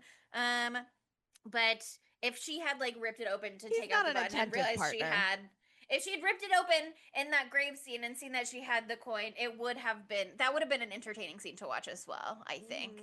The mad scramble of it all. But I just thought that this ending was such a great sucker punch. It's so good. And also, I think it has implications.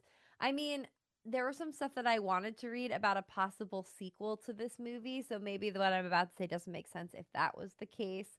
But, like, does this ending mean that what Ramjas said wasn't real anyway and she was still damned? Because she technically was it not intentional enough the way that he got the button? It had to be a gift.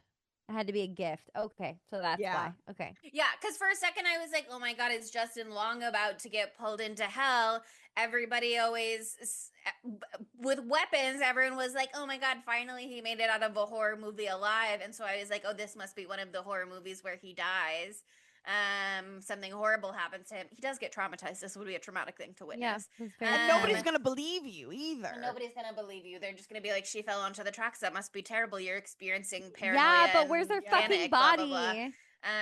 Could have been mangled, vaporized by the train. That's not how it works when a train hits you. There's still all right, you get run over by a train and then come back and let us know. I don't need to. There are documented cases, Chelsea. We don't have to kill me to find this out. The exact circumstances of that particular one, we just can't say why she got vaporized, but she did.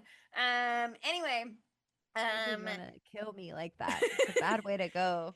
Yeah, I really thought that he was about to get yanked for a second, and then when it became clear it was her, I was like, oh well, because she didn't gift him the button. They were very clear about how it has to be a gift, and we saw her doing that in the grave where she was like, I, Christine Brown, formally gift this to you. This button. Yeah, she says, I, Christine Brown, do hereby make a formal gift of this button to you, Sylvia Ganesh. Choke on it, bitch. Yeah, and at the diner when she's like, I'm giving you a gift. You're gonna own this gift. Like, yeah. I wonder what the sequel would have been if there had been one. I like it as a one-off. I don't know, because like, what are you gonna do? Rehash the same 3 days again? Like, you can. Well, it would have just been another person cursing somebody else. Yeah, I guess I just wanted to be about Justin Long because I love him. And that one he could go on some sort of spiritual quest to be trying to understand and getting involved with things, and yeah, he could team up with the lady psychic who has now failed to defeat this entity twice now. She's kind of dead. Yeah, I know, but like he could find her spirit. He goes to Ramjas and is like, do another seance with me so that we can contact Sean Santina and ask what our next move should be. Correct. Actually, that would be fun. And they're like a buddy cop trying to track it down. Sean Santina didn't get dragged to hell. She just died. So we should be able to contact her spirit. And ask her where we go from here, and she directs them to another group of people with magical powers who he accidentally wrongs by being a rude bitch, and then he gets a curse placed on him. I don't need it. I just love this ending. I just love it. I just love how shocking it is. You usually get something. You usually get some good thing. Not all the time, but in a horror comedy, usually when it's that funny, something good happens at the end. Nope. And that makes it all the more hilarious. It honestly reminds me a little bit of An American Werewolf in London's ending. Spoiler alert for that. Where it's like the werewolf getting shot to fucking shit, and then he's dead. And you're like, everyone's like, oh, that was terrible. And then it goes bing, bang, a bung, bung, bung, bung, woo, woo. Like, it felt like that kind of an ending where it's just like cut to black. It was hilarious. It was great comedic timing. And that's the strength of this movie for me. How funny it is. Also the strength of this movie is when she's in the grave and then the headstone falls on her and it makes a very goes metallic boink. resounding bonk. Yeah. And then she just like Ryan Felipe in I Know What You Did Last Summer woozy falls into the dirt. I would So hate funny. one, that so much rain. Two, I would Ridiculous like amount of rain. also, I know that she must have just been freshly buried, but as somebody who it takes There's a no way while to like dig a hole to like plant something in 6 feet under in a perfect square, girl, she must have been angry. she was Also, mad. She is fueled by rage. There's no way they would have already had a headstone up though. Right? absolutely, it takes literally 6 months for that shit to happen, just to be so clear.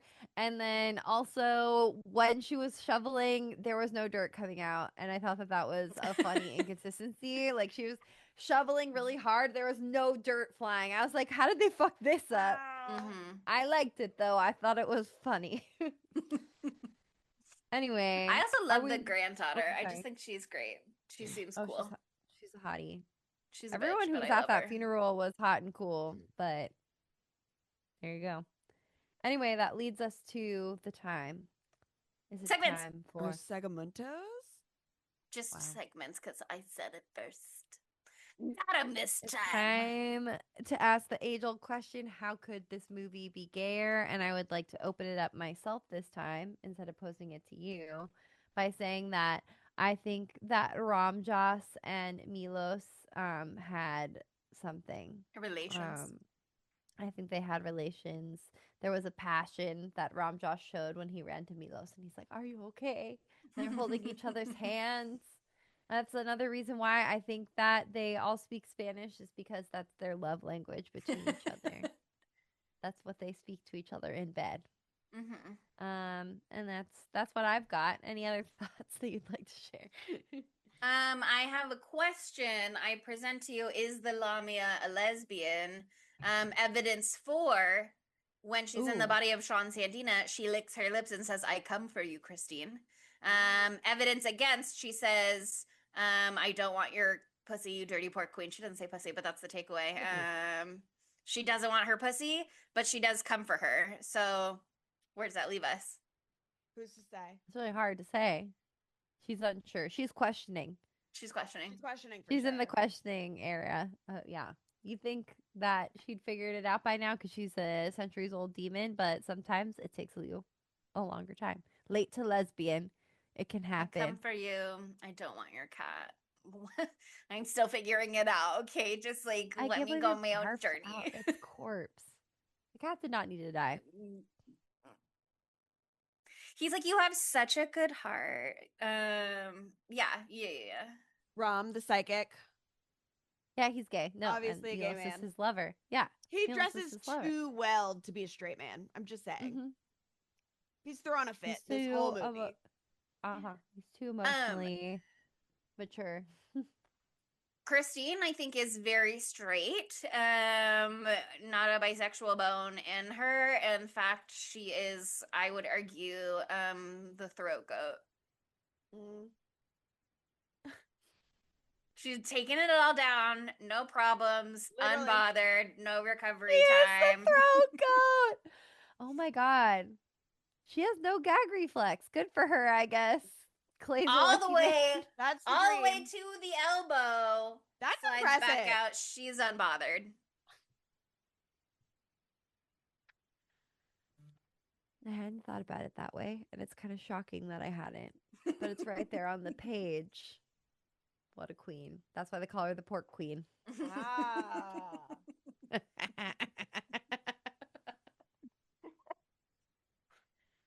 Anyway, any other gay thoughts you'd like to share? So many more gay thoughts. All right, Matthew Lillard. This would have been a really good time for him to be in a horror movie, so he really should have been in here somewhere. I think he would have been a really natural fit as Mr. Jax, which is the bank boss man. Which is rumored to be the role that they had offered to Bruce Campbell, but I don't know that for sure. But I think that Maddie would have been real nice right there. You hate to see him be a dick, but Again, he could have been a good another Stu. He would have Mhm. been a great Stu. Actually, that would have been a great callback. Right? And I think he's not actually the right age to be Mr. Jax. Like, if we were doing this now, he could be Mr. Jax. But in 2009, when did Without a Paddle come out? Like 3 years before that, 4 years before that. He's Stu age. He would have been a perfect Stu. As also, this is unrelated. I just think Justin Long's really cute in this. Like, he's handsome and he's so young, like a baby boy, and I love Yeah. him. Yeah. Yeah, but Maddie could have easily played him also. I know. Yeah, he would have been great in Justin Long's role. That said, Justin Long does great in Justin Long's role. I was gonna ask a question about the doctor who exists mostly off screen and who we mostly just hear his voice, but then I was looking to see if anybody was credited with that role on IMDb because I thought for sure that they just had the boss come in because the voice sounded so similar to me. But actually, the doctor was No. played by Ted Raimi. Yeah. Oh. Another little Yeah. cameo in there. Yeah, and there's also like hold on, let me look this up. That's one of the brothers, just for the for reference, if anybody didn't know. Ted Raimi, I mean. Oh, it's one of the other brothers. Yeah, So he's they the youngest actually brother. they had another brother, an Yeah. older brother named Sander, who passed away when he was 15 years old, in a drowning incident. It was really sad. But they did a little nod to him in this movie because Sean Sandina mentions that she has a deceased husband named Sander in passing. And so that was like a little tribute that they did to him. So it's a big family. Family production for sure. Yeah. Back to Matthew Lillard. I think a Yeah. modern day Matthew Lillard, this is not a particularly rich role for him, but he could play Justin Long's dad in the movie. That could be Oh, somewhere we could yeah. use a little extra color potentially. Because that guy, he does a great job, but he's not like bringing anything magic to the role. So, Maddie would bring magic to that role. Oh yeah. although his name is Chelsea, I think, which I'd never heard of a boy Chelsea Oh. before, but It can Great happen. I guess it can. I'm learning. I like a man Chelsea. I like men, Chelsea. I I like like to Ben be man Chelsea. Chelsea sometimes when I do drag on this Yeah. podcast, but See, it can happen. It happens all the time. It happens all the time. what I would like for Matthew Lillard, I think, is he's just back there with Octavia Spencer when they wander into frame just Yes. to go, oh. Yeah. Yes. Yeah, he's That would be gossiping with so Octavia good. Spencer in the back. That's so Sorry funny. to that It's other just- woman that's just who's like- there in that moment, but that spot was made for Matthew Lillard. She's out, Matthew That's- Lillard in. It's literally just so funny. They're like, what if we just got Octavia to be like, My huh. friend Octavia's here. Huh. So funny. Okay, that brings us to Dumb Bitch. Okay. Oh, Do you want to know who it is? tell Sure. me. It's Mr. Jax. Because if he would have just given her that promotion, none of this would have happened. Yeah. I mean, she clearly demonstrated her worth and her competency. We saw her explaining at the dinner how she came up with that whole thing. So she's clearly very competent, even if she sometimes, most of the time, can be a little bit of a bleeding heart when generally speaking, so he should have just given it to her. I'm very behind that She nomination. deserved it. Um She deserved it even before she sentenced that woman to be destitute. Jesus fucking Christ. I mean, she gets a nomination for sure because she is the one who made that choice. She did choose to put her happiness above a person's livelihood. And then she continues to make dicey choices throughout the movie, like the cat thing. the cat thing is really damning, yeah. The cat thing is really damning. It's not chill. The fact that she like it's not better to damn another person to hell, but like the fact that she's like so vindictive in the way that she goes back to Mrs. Ganoush too, like isn't great. I mean, there's no she comes in so winning hot, at being that. like, there's absolutely no question of it. You can just be like, I'm so sorry, we're not able to accept. There's no question of us being able to do this, or what? It's out of the question, is what she Oh, says. I'm saying something else. Sorry, I was Oh, saying like when she was putting the coin slash button down oh, dead Mrs. Ganush's throat. I understand why she hates her so much at this point. She's been through yeah. so much, but like she relishes it so much. I don't know. You're still So damning it's her to hell. I mean, it's interesting because it's like Uno reverse. So it kind of feels like if you give out these punishments, you should be able to yeah, take these punishments. But yeah. I don't know. I don't think, but again, it's the same thing we were talking about earlier in the episode. She is a relatively good person up until this point, and she makes one very selfish decision, and it destroys everything, and that does feel unfair to have everything thrown away from one mistake. But that's just how the cookie crumbles. Sometimes you make a mistake so bad that it be like that. So It do be spooky, like that scary. That's the sometimes. real horror. yeah. I also I kind of think that this wouldn't have changed anything, but one of my discussion questions is like at what moment does Mrs. Ganesh decide to curse her? And you could argue that it's as soon as she's like, you've shamed me, I begged you and you shamed me, that's the moment. But it's like Mrs. Ganesh is like being escorted out by security, and there's a moment where Christine is like, Mrs. Ganesh, like she wants to like apologize and like see herself as still a good person by being like, I'm sorry. And I think that's the moment when Mrs. Ganesh like turns around and like physically attacks her in the bank. And so I think that could be a decision point. And so an argument for her earning a dumb bitch nomination is like, if you're gonna make the selfish choice, at least stand by it. Don't make it and then try and reframe it within your mind as like, but I'm still nice. I'm still a sweetie And pie. she lies to everyone and lies to herself to be like, oh no, my boss told me I had to do it this way. I had to do it this way. I had no other choice. And then finally at the end, she can admit Yeah, because there's that that moment she too made with that choice the and she didn't have granddaughter. to.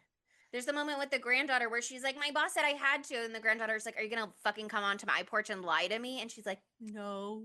But she still can't say it then. She can't say it until the end. And that's when it's like character growth. But of course, she can only admit it to herself once she thinks that She she thinks has she's freed free. herself. Yeah.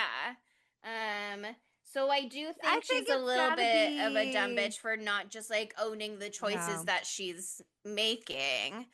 She wants to be able to think of herself as a 100% good person. And unfortunately, I mean, not to be like philosophical, um, but I don't think Go ahead, anyone girl. gets through all of their life without ever hurting anybody or doing anything wrong. Oh, You know what I yeah. mean? If you So do, like, then what did you do anything your whole life? I don't know. It's very easy to make a wrong choice. yeah. But yeah, I think that moment is so interesting to me that Mrs. Ganesh doesn't try. I mean, she probably was going to attack her and wait by her car later anyway. But she doesn't attack her in the bank until she's trying to like play it off like she's still a nice girl. Yeah. Also one moment that I didn't fully appreciate because I was like, when does she decide to curse her? Is it when she couldn't kill her in the car and she just was gonna kill her first? But when she goes for the earring right away, I don't think she was like trying to yank it out of her ear and hurt her. I think like that's the object that she was trying to get to do the Yeah. curse. And she only went for the button later because that was an easier That's what she could object. get to at that moment. But when Yeah. she No, grabs that that's a good earring right call. off the bat, I think that was going to be for the curse. So Genius. Yeah, I don't know. I feel like jury's out, but I think that there's strong cases for all our options here. the boss should not have been a sexist chauvinist who wants to give it to a man right off the bat just because he's a man and comes in new from somewhere else, blah blah blah. But also she needs to be responsible for her own choices and actions. And nomination for Stu, because fuck that bitch. Yeah, fuck that Yeah. bitch. I really did want her to give it to him. And I was so annoyed that she was even looking around considering other people in the diner. And then I was so mad at her for really considering that old man because I think she was like, he's gonna die soon anyway. And it's like, you're Yeah, not but just that's stealing your- his life, you're damning him for You're damning him eternity. to hell. You're not Um, understanding this. Yeah. but then Stu came in Anyway, and just wept his would've- pathetic little eyes out. I would have. You're in Los Angeles. I would have like been like, okay, where is the closest Fox News host that I can give this to? You're telling me that you've gotten approval to give it to a dead person and you're not going to go find the grave of some evil Hollywood director in Hollywood Forever Cemetery or Where's something? Harvey Weinstein? LOL. I just okay. think- I can't give it to. Look. It's 2009. Podcasts weren't a thing, but I could give it to a man with a podcast. I think that Justin Long's character needs to use his money again to buy her a flight to Germany so she can leave it at, I don't know, Hitler's memorial site or something. Here, Hitler. Here's a gift. I feel like there are people worthy of this curse, and she's just, her time frame is limited. I get it, but let's think a little bigger, girl. I would have been like that one kid from 3rd grade who pissed me off, and I still think about it all the time. She's flying back to the farm. Why didn't Mrs. Ganush just think of having a rich boyfriend like Right. Christine did? Why didn't she think about that? She's kind of a dumb bitch for that one. That would have solved all her problems, actually. I'm gonna just move us on to Knives Out of 5. And now it's time for Knives Out of 5. Chelsea, set the scene. On IMDb, this movie has a 6.6 out of 10. On Rotten Tomatoes, very interesting, 62% fresh from audiences. However, critics loved it, 92% fresh from critics. That's a 30% difference. I was shocked by that. I saw that. I was like, wow, they really loved this. Even I Yeah. didn't know the audience score, but I was like, okay, I didn't think this would be a critic's darling. Mhm. Its PG-13 rating also really allowed it to enter the pop culture zeitgeist, I think. Because at the 2010 MTV Movie and TV Awards, it was nominated for Best Scared as Shit Performance for Alison Lohman, who played Christine, and who did most of her own stunts per IMDb. And at the 2019 Choice Awards, this movie was nominated for Choice Movie Horror Thriller. So it was at the two biggies. Thank God. There. Damn. Huh. I don't know what I want to give this movie. I love this movie, but I don't like think it's like a perfect movie that deserves 5 knives. Like, you know what I mean? Like, it's not like that fantastic, but I do love it quite a bit. So it's hard to Yeah. say. The ending does rule. It is a very well put together movie, but its silliness factor, while being so enjoyable, kind of, I think it just is hard to give a perfect score to because Because it's so stupid. it's and hard to take and it it's like seriously well a little done. bit. But it's no, it's really hard to take it seriously. That's what it is. I feel like I'm gonna give this like a 4.3, but like with big like heart love in my heart, and I love it. I've been wanting to do this for years, and I'm so glad we're finally fucking doing it. It's a hoot and a half. I have never watched this with anyone besides my fucking self, and this is a movie that demands to be watched with your friends. It truly And does. I've only watched it with me, myself, and I, and today Daphne, who is unconscious over there, and she didn't even really pay attention. Well, I Actually, totally okay, I did were. watch part of this at work, and I was sitting next to my coworker Elena, and the part where the coffin flop happened, and she was like, "What the fuck are you doing right now with all the like vomit fucking shit happening in the mouth?" She couldn't handle it. But anyway, I think this is a really, really fun movie. It's okay to have fun at the movies, y'all. It's okay to just be like hee hee ha ha. Of course, it's got some problematic shit. It came out in 2009. They didn't know about woke then. Yeah, And well, they it should have. wasn't even a thing in 09. And I'd like to apologize to the Roma people for this movie's existence. And but fat people. yeah, and fat people. Because that fucking sucks. And farm people. Everybody's Farm catching people most of all. Everybody's catching a stray in this movie. Everybody's catching a fucking stray. But yeah, I think it's fun, and I think it was fun to think about it seriously, a movie that is so unserious, because there are some interesting moral quandaries in this movie. Wow, Sam Raimi, so deep. I can go, Chelsea, if you want me to. Okay. I'm going to give this one a 3.5 out of 5 because this is a good, bad movie. You said 3.5? Yes. Okay. Again, it's like a quintessential, like mid, 2000s horror movie that is still very, like, I've watched this movie recently, just like for fun, right? Like it was on Pluto or something like that. And I have a good time every time I watch it. But It's a hoot. It's a hoot. It's a holler. It's so bad. Like the CGI in it is atrocious. The eyeballs in that Yes, one. I was about to say, like when the eyeballs like pop out, they're like fighting. I thought that was It's just- actually, I but, thought that like, was really good. you laugh out loud because of it, and I don't know, like it's very fun. Again, we should watch this in person one time. I feel like that is the move. Talk about a Yeah. movie that would fuck at Cinespia. Whew, Yeah. that would go crazy.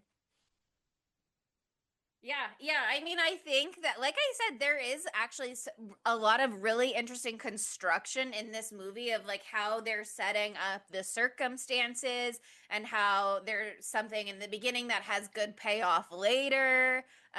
It's a well built movie. There is one moment that I'm so curious about that I didn't research or see anything in the little I read on IMDb trivia. But there's that one moment with Stu where he's begging, where he's like, "But you're not going to tell my dad, right?" And I'm like, was there originally like a nepotism subplot in this movie? Like, what was that line about? I wonder. That was so weird. I thought that part was so weird. I wonder if like his dad was gonna have like owned the bank or something, or I don't know, because I unless they did reshoots, it couldn't have been that Jim Jenks was his father, but someone higher up the chain, maybe, I don't know, and then they just like cut it, but they liked him begging in that scene, or maybe it's a reference to Scream, actually, with like my mom and dad are gonna be so mad at me from Stu, so I don't know. Although I don't know why he would put that in there, but it feels relevant to mention. But maybe it's just because we've been talking about Matthew Lillard, and his name is Stu. But other than that, which I am very curious about, I would love to know if anybody knows anything about that who's listening. It's a well constructed movie. It is very hard to take seriously with, I think, the way that some of the technology just looks silly as time passes. The constancy with which things are shoved down her throat makes it hard to take serious. It's impressive. It's impressive. The line readings, while very, very fun, also make it very hard to take seriously sometimes. There's just so much of so many moments like that that are just like, okay. But I don't know, it is fun. I think, like Sydney's saying, I think it's kind of like a good bad movie. Where it just Yeah. I think it is right in that. I'm glad that I didn't give Predator a 3.8 last week, because I think that might be where I'm landing this week. I feel like I gave it too high of a score. I'm reducing it to 4. I'm taking away those 0.3. Okay, yeah, I'm gonna give it a 3.8. I think because I do think it was very fun and lots of it was well put together, and I think it would be a blast to watch with a crowd. But it is not a serious movie. That's for sure. And it's okay, because next week we're doing a very serious movie, so we needed to have a little break before we got into it. That closes the book for us on the beautiful, gorgeous cinematic masterpiece that is Drag Me to Hell. And now next week we're moving on to something else. Am I introducing this one? Have we discussed this? Are you introducing this one, Chelsea? It's not me. It's me. It's me now. Well, She's calling dibs. Sydney just went. I'm gonna go. I'm doing it. Okay, cool. Even though this was Sydney's idea. Credit to Sydney. This was Sydney's idea. But guess what? Guess what, spookies? next week is a big day. This big day. Next week is a big week. It is our season finale. Season 5 is coming to an end. It's crazy. We've been doing this for 5 years officially. This will be the end of that year. It's crazy. It's going insane. And we decided to end with a movie that is contentious in the way that it is interpreted. But everybody thinks it's good, I'm pretty sure. I don't know. It's not contentious if you think it's good. It's contentious if you look at this character and think, I want to be that guy. Or you look at this character and think, that guy is a fucking freak. And what the a movie thoughtful is criticism of blah blah blah.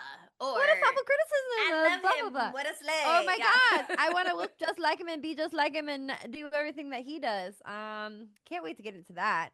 But we are talking about the modern-ish classic American Psycho. Did it come out in the year 2000? Does anyone know? I didn't look it up. I feel like it was the year 2000. Yes. I think it did. This has been a very 2000 centric, other than Predator.